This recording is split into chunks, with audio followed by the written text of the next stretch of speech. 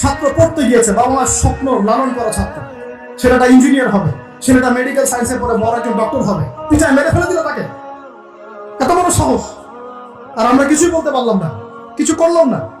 কি একটা অবস্থা চলছে! এই ছেলেগুলোকে জন্ম দিয়েছে যে পিতা মাতায়, এদের জন্য ধিক্কার আমার পক্ষ থেকে। আপনারা এইসব সন্তান জন্ম দিতে গেলেন কেন? এগুলো যখন চলতে থাকবে একটা কওমের মধ্যে, আপনার মনে হয় যে আল্লাহর পক্ষ থেকে রহমত নেমে আসবে? লা ইলাহা ইল্লাল্লাহ বলা একজন মানুষ যদি বেঁচে থাকে, ওই একজন মানুষের সম্মানে আল্লাহ পাক কিয়ামত দিবেন ইনশাআল্লাহ। সে একজন মানুষকে এভাবে নির্মমভাবে পিটিয়ে মেরে ফেলো তোমরা। এখন মানুষকে পেটানো শুরু করেছো। নবী সাল্লাল্লাহু আলাইহি ওয়াসাল্লাম শেষ জামানার হাদিস সম্পর্কে বলেছিলেন যে আমি এক শ্রেণীর মানুষকে দেখি নাই যারা আসবে মানুষকে নির্মমভাবে মারবে, নির্মমভাবে মানুষকে পিটিয়ে মারবে। আর আমি এখন ওই হাতে লাঠিওয়ালা ওই গ্রুপকেও খুঁজে পেয়েছি। হাতে লাঠিওয়ালা সেই গ্রুপ কোনটা জানেন? ওই যে ঘরের মধ্যে ঢুকায় যে ছেলেগুলোকে মেরে মেরে রাত্রেবেলা মেরে ফেলায়, সেটা গ্রুপে। বিভিন্ন হলে হলে দেখেন না, হকি স্টিক নিয়ে 8-10 মিলে এক একটা করে ছেলেকে ডেকে নিয়ে পিটায় পিটায় মেরে ফেলায়। এগুলো সেই ছেলে। এদেরকে যারা জন্ম দিয়েছে ওই বাপের জন্য ধিক্কার। এদেরকে যারা জন্ম দিয়েছে এই বাপের জন্য ধিক্কার। আর এখন এরকম লেডিস গ্রুপও বের হয়েছে, আর মেয়েদেরকেও হলে ডেকে ডেকে পিটানো শুরু করেছে। তোমরা কি মনে করো যে 5জন 6জন 10জন মিলে একজনকে সারা রাত টর্চার করে মেরে ফেলানোর মধ্যে সুপুরুষ? তুমি সুপুরুষ, তুমি অনেক বড় বীর। সাহসটাকে তুমি একজন মারামারি করে দেখাও না দেখি। তোমার এত বড় সাহস, তাহলে একজন মারামারি করে দেখাও না। আসো রিংয়ের মধ্যে আসো, রিংয়ের মধ্যে আসো, তারপর দেখি তোমার কত শক্তি, আমাদের কত শক্তি। একজন 1-on-1 ব্যাটেলে আসো, খালি হাতে 1-on-1 ব্যাটেলে আসো। 8-10জন মিলে একটা বুয়েটের ছেলে, একটা মেডিকেলের ছেলে, একটা অমুকের ছেলে, তমুকের ছেলে, বাবা মায়ের স্বপ্ন লালন করা ছেলেগুলোকে ঘরের মধ্যে ঢুকাবা, সারা রাত পিটায় মেরে ফেলবা। এটাকে তোমরা সাফল্য মনে করো, বীরত্ব মনে করো? এই ছেলেগুলোকে জন্ম দিয়েছে যে পিতা মাতায়, এদের জন্য ধিক্কার আমার পক্ষ থেকে। আপনারা এইসব সন্তান জন্ম দিতে গেলেন কেন? খিদির আলাইহিস সালাম বেঁচে থাকলে ছোটবেলায় মেরে ফেলতেন। ওই যে খিদির আলাইহিস সালাম ছোটবেলায় একটা বাচ্চাকে মেরে ফেলছিলেন না? মুসা আলাইহিস সালাম বলেছিলেন যে একটা বাচ্চাকে কেন মেরে ফেললেন? তখন খিদির আলাইহিস সালাম বলেছিলেন এই ছেলেটা যদি বড় হয়, বড় হলে অনেক বড় কাফের হবে। আল্লাহ আগে জানিয়ে দিয়েছেন, এই জন্য আগে মেরে দিয়েছে। এই বাচ্চাগুলোকে নিতে গেলেন কেন? কোন রকম লজ্জাবোধ নাই, চক্ষু লজ্জা নাই। এরপর যখন আইন শৃঙ্খলা বাহিনী এদেরকে অ্যারেস্ট করে নিয়ে যায়, বীরের মতো হাসতে হাসতে চলে যায়। ও জানে যে আমার কোনো সমস্যা হবে না, থাক পকেটে বেরিয়ে চলে আসবে। তোমরা এগুলোকে বীরত্ব মনে করো? তোমরা বীরত্ব মনে করো? সুপুরুষ হয়ে গেছো তোমরা। এতই যদি ক্ষমতা থাকে, সাহস থাকে, তো একজন মারামারি করো না, 1-on-1 ব্যাটেল আসো। তারপর দেখো কে জিতে কে হারে। 10জন মিলে একজনকে পিটাবা, মনে করছো বড় বীর হয়ে গেছো। এখন 10টা মেয়ে মিলে একটা মেয়েকেও পিটাচ্ছে, সুবহানাল্লাহ। তা আবার ইসলামিক বিশ্ববিদ্যালয়। এই বিশ্ববিদ্যালয়টা ইসলামিক কে দিল? এটা ইসলাম? একটা মেয়েকে আপনি ঘরের মধ্যে ঢুকায় সারা রাত পিটাবেন, মেয়েটা কাঁদতে কাঁদতে বলছে আমার পায়জামা পর্যন্ত খুলে ফেলেছে টান দিয়ে। আরে তোর মায়ের পায়জামাকে খুলে ফেললে তোর কেমন লাগবে?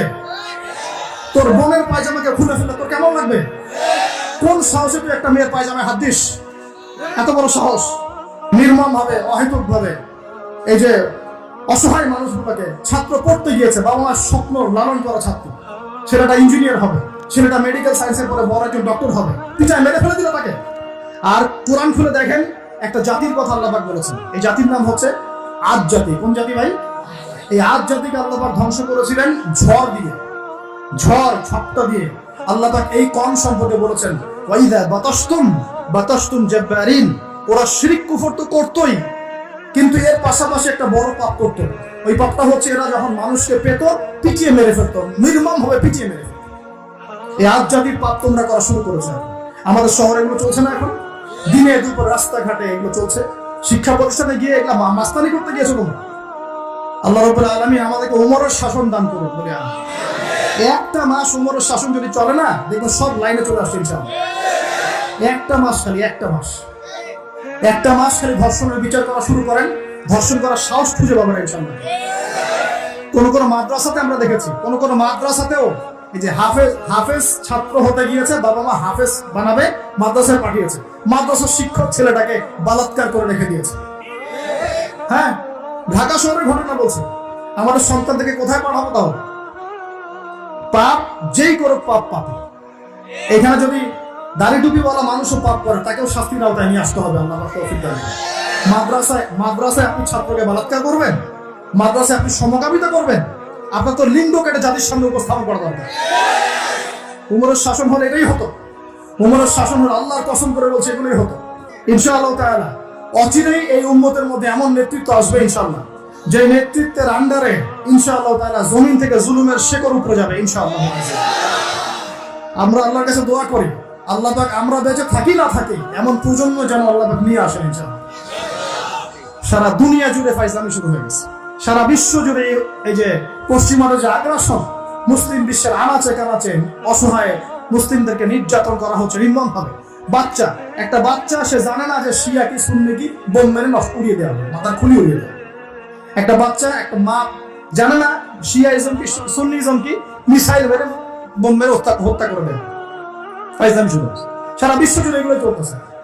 সারা বিশ্ব জুড়ে মিডিয়ার মধ্য দিয়ে মুসলিমদেরকে আজকে সন্ত্রাসী বানানো হয়ে গেছে। সারা বিশ্বের রক্ত ধরবে আমাদের, আবার আমাদেরকেও সবাই সন্ত্রাসী বলে বেড়াবে। নাটক শুরু করেছে, নাটক। সারা বিশ্ব জুড়ে সবচেয়ে শান্তিকামী মানুষ কারা? আমরা, অন্য কেউ আছে? সারা বিশ্বের মানুষের, নিরীহ মানুষের রক্ত কাদের হাতে লেগে আছে? আমাদের হাতে। আমরা ইরাকে মানুষ হত্যা করেছি, আমরা আফগানিস্তানে মানুষ হত্যা করেছি, আমরা উইঘুরদেরকে হত্যা করেছি, আমরা রোহিঙ্গাদেরকে হত্যা করেছি, আমরা বিগত 12, 14, 15 বছর ধরে সিরিয়াতে বাচ্চাদেরকে হত্যা করেছি, বিগত প্রায় 70 বছর থেকে প্যালেস্টাইনে আমরা মানুষকে হত্যা করেছি। আমরা কি এই যে লেবানন, জর্ডান এই জায়গাগুলোতে মানুষকে আমরা মারছি? তাহলে সারা বিশ্বে আমাদেরকে আজকে সন্ত্রাসী কেন বলা হয়? কি কারণে বলা হয়? আর আমরা কেউ কোনো কথাও বলি না, মন থেকে ঘৃণাও করি না। এই কথাগুলো বলবেন কারা? বলবেন তো আলেম ওলামারা। এখন যদি আমরা এই ওয়াজ মাহফিলের স্টেজগুলোকে সার্কাসের মঞ্চ বানিয়ে ফেলি, এই আমানতের হক কে আদায় করবে? কে আদায় করবে? আল্লাহ পাক আমাদের সবাইকে বোঝার তৌফিক দান করুন। আমরা আশা করি ইনশাআল্লাহ তাআলা আমাদের উপরে যারা আছেন তাদের বোধোদয় হবে ইনশাআল্লাহ। আমরা কারো শত্রু নই, ইসলাম কারো শত্রু নয়, কারো খারাপ চায় না। ইসলাম চায় সমাজের ন্যায় প্রতিষ্ঠা হোক, এবং ন্যায়টা যে কারো হাত দিয়ে প্রতিষ্ঠা হোক, কোনো সমস্যা নাই। এক্স ওয়াই জেড যেই হোক না কেন, যার হাতে ন্যায় প্রতিষ্ঠা হবে আমরা তার জন্য দোয়া করবো ইনশাআল্লাহ। আর যে অন্যায়কে প্রশ্রয় দিবে, প্রতিষ্ঠা করবে, আমরা তার ধ্বংসের জন্য আল্লাহর কাছে দোয়া করবো ইনশাআল্লাহ। আর আল্লাহ পাকের গজব যখন নেমে আসবে কেউ ঠেকাতে পারবে না ইনশাআল্লাহ। আমি বলে দিয়েছি প্রথমেই, সবকিছু মালিক কে? সব ক্ষমতা কার হাতে? প্রিয় যুবক ভাইয়ের স্পেশালি আগামী দিনে ইসলামের পতাকা হাতে নিয়ে বিশ্বকে চ্যালেঞ্জ করার জন্য এখন থেকে প্রস্তুত হয়ে যান। একদিনের মাহফিল দিয়ে কিচ্ছু হবে না, একদিনের মাহফিল দিয়ে গরম বক্তব্য দিয়েও কিছু হবে না। আপনাদের সবাইকে কনস্ট্রাকটিভ কাজ করতে হবে। প্রত্যেক মুসলিম ভাইকে 5 ওয়াক্ত নামাজ আদায় করতে হবে, আল্লাহ পাক তৌফিক দান করুন। প্রত্যেক ভাইয়ের যাতে যাকাত ফরজ হয়েছে, যাকাত অবশ্যই দিতে হবে ইনশাআল্লাহ।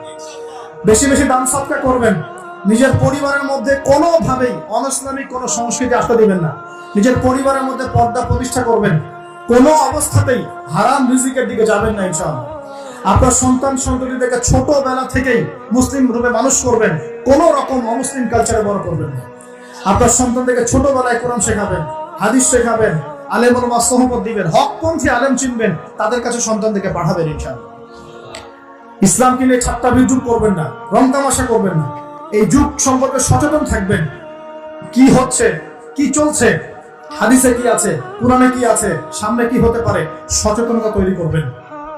এই চলমান ফিতনাময় পরিবেশে নিজের ঈমান আমলকে এমন ভাবে ধরে রাখবেন যেমন করে হাতের মধ্যে মানুষ আগুন ধরে রাখে, ঈমান ধরে রাখে। পরিবারের মধ্যে বেপরদামিকে স্থান দিবেন না। পরিবারের ছেলে কি করছে, মেয়ে কি করছে, আপনার আত্মীয় স্বজনের হক ঠিক আছে কিনা, প্রতিবেশীর হক ঠিক আছে কিনা, প্রতিটা বিষয় as a Muslim leader of the family আপনাকে এগুলো দেখতে হবে, আল্লাহ তৌফিক দান করুন। এবং বেশি বেশি সামাজিক কিছু অ্যাসোসিয়েশন গড়ে তুলবেন, যেগুলো সামাজিক অন্যায়গুলোকে প্রতিরোধ করবে ইনশাআল্লাহ। সামাজিকভাবে ন্যায় ছড়িয়ে দিবে, সামাজিকভাবে ইসলাম ছড়িয়ে দিবে ইনশাআল্লাহ। শিক্ষা প্রতিষ্ঠান গড়ে তুলবেন যেখানে জেনারেল এবং ইসলামিক শিক্ষার সমন্বয় থাকবে, আলোকিত প্রজন্ম গড়ে উঠবে ইনশাআল্লাহ। এরকম সমাজের অবস্থায় কি আল্লাহর আযাব আসবে না রহমত আসবে? এই হচ্ছে আমাদের সমাজের অবস্থা। এখন কতগুলো বলে শেষ করব। প্রতি ঘরে ঘরে ব্যভিচার ঢুকে পড়েছে, ঘরে ঘরে ব্যভিচার, পরকীয়া ঢুকেছে, পরকীয়া।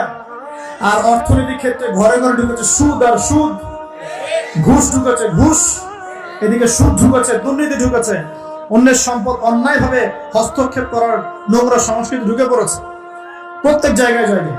আমাদের ইয়াং জেনারেশন নিজেদের ইতিহাস ভুলে গেছে যে আমরা কার উত্তরসূরি। খালেদ বিন ওয়ালিদের নামও তারা জানে না, উমর ইবনে খাত্তাবের নাম জানে না, তারেক বিন জিয়াদকে চিনে না, মুহাম্মদ বিন কাসিমকে চিনে না। এরা ক্রিস্টিয়ানো রোনাল্ডোকে চিনে, এরা মেসিকে চিনে, নেইমারকে চিনে, এরা আমাদের ক্রিকেটারদেরকে চিনে। মাশাআল্লাহ, দেখো দিন দিন আমরা বিপথে যাচ্ছি, তারা হেদায়েতের দিকে আসছে।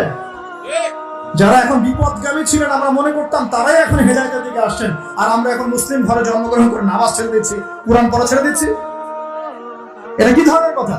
আমার পরিবারের মা বোনরা কিভাবে বেপরদায় বাইরে যায়? আমার পরিবারের কর্তা আমি কেমন করে আমার পরিবারের স্ত্রী সন্তান মেয়েরা বাইরে বেপরদায় যাবে? কিভাবে যাবে?